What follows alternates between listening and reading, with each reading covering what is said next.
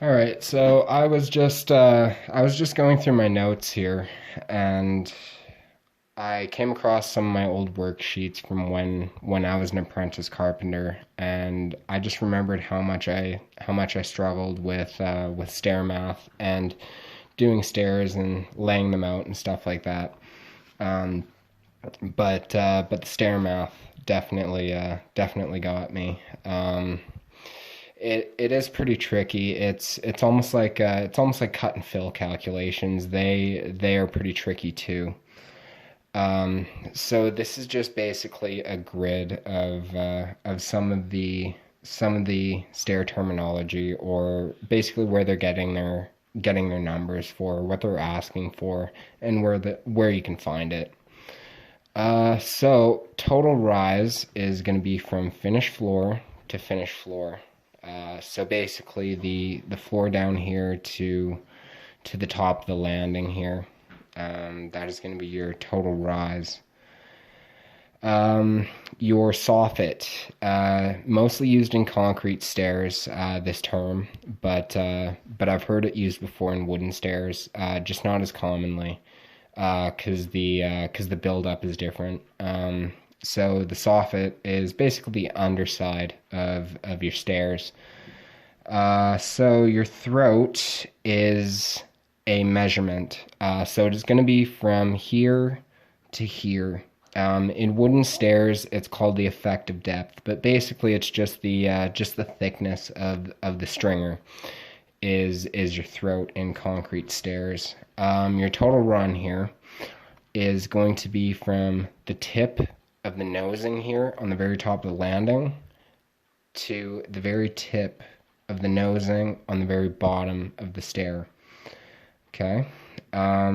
Your unit rise is essentially the width of the riser material. That is going to be your unit rise. Unit line length is an imaginary line. It is drawn and it connects the very tip of the nosing all the way down the stairs to the ground. It's basically just a straight plane for all the tip of the tread nosings. So your headroom is going to be from your line of flight to the upper ceiling. Basically anywhere that you can hit your head is going to be your headroom. Your unit run is going to be the actual width of the tread, where you put your foot. That is going to be the unit run. The unit line length is going to be the hypotenuse of this triangle of the rise and run triangle. That is going to be your unit line length. Your calculated opening length is going to be from the tip of the landing here to the tip of the wall, or the pony wall, or the ceiling, or whatever you got your headroom from. So you can see that there's landing length in here, but this doesn't come into play for straight flight stairs. It does for straight flight stairs with a landing, or for 90-degree turn stairs or 180-degree turn stairs. It won't come into play for the equations that we're doing now, but if this video is somewhat well received and people really do find use in trade math like this, then I will go through that. So this is just one of the problems. I already did the problems here, but I can walk you through the process and the formulas used to get it. So your first step is knowing what stair this is. So this is a public stair. So if this was a private stair, your minimum and maximum unit rise and run and your headroom would be different. There's just different code requirements for public stairs rather than residential or private stairs. So For your number of risers, you're going to take your total rise, which is given here, 3650, and then you're going to divide it by your desired rise. And this is where it comes into play, where you need to know what the desired use of this stair is, because it says unit rise nearest to code max. So for a public stair, for unit rise, it's going to be 180 millimeters. But for a private stair, it's going to be 200. So even 20 mils like that will screw up your calculations and you'll get it wrong. So you need to know what the intended use of the stair is. And then the unit run for this stair is going to be the code minimum. For public stairs, that is going to be 280. For private, that is going to be 255. Again, just make sure you know. Okay, so for your number of risers, you're going to take total rise divided by desired rise, which is going to be 3650 divided by 180 for your unit rise for the max. Okay, so that is going to give you 20.27. So you can't have 20.27 risers, right? So you're going to round up to 21. If I went down to 20, then it would give me like, I don't know, 180, 184 when I did my actual unit rise. So you got to be careful with that and know how to round, and you got to know your minimum and maximums, because if you mess up this number, then if you break code or anything in stairs, I've seen it firsthand. If it's concrete stairs, you're getting out the pneumatic hammers, or if it's wood stairs, you're getting out the chainsaw. So once you have your number of risers, your unit rise is going to be total rise divided by riser number. Okay, so that is going to be 3650 divided by 21, and that's going to give me 173.28.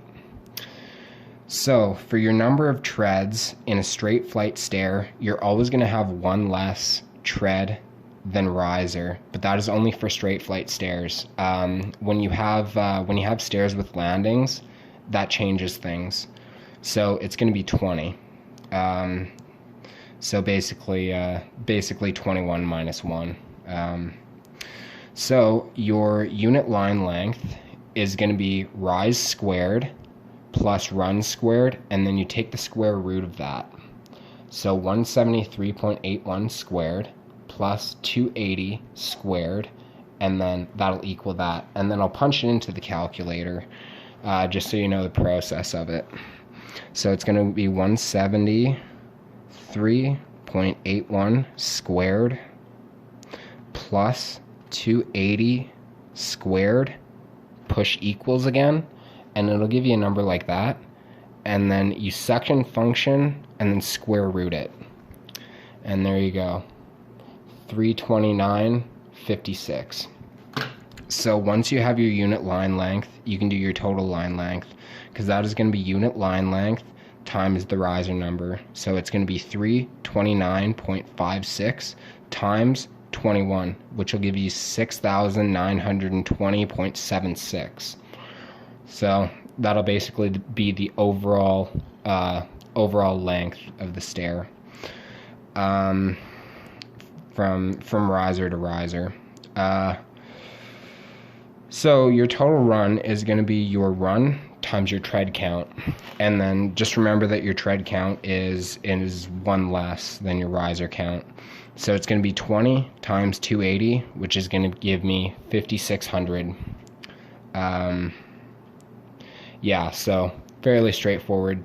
Probably the most difficult part, because it's very easy to flip these numbers, and then if you flip these numbers, it's going to be wrong. So the first thing you're going to do is you're going to find your drop to line of flight, and your drop to line of flight is going to be your headroom plus your floor thickness, your upper floor thickness. So once you find that out, it is 24:15. That is the drop to line of flight. You're gonna go run divided by rise, run divided by rise, and then times your drop to line of flight. And then I got 3890.45. Okay. So I mean, it's fairly straightforward, but there's a lot of terms in it. There's a lot of processes. There's a lot of things to remember. So if this video helps one person through this, just kind of getting even the terminology down, then I'll consider this video a great success. Because I remember I struggled with this. I'm definitely no guru. Like when I went to school, I struggled. I did struggle. I studied 4 to 5 hours every day, and I got by with mid 80s, and then people that didn't study at all were getting like 92s and stuff like that. So I know how hard it can be. So if this helps anybody and alleviate some of the anxiety or just some of the questions, then yeah, that's basically my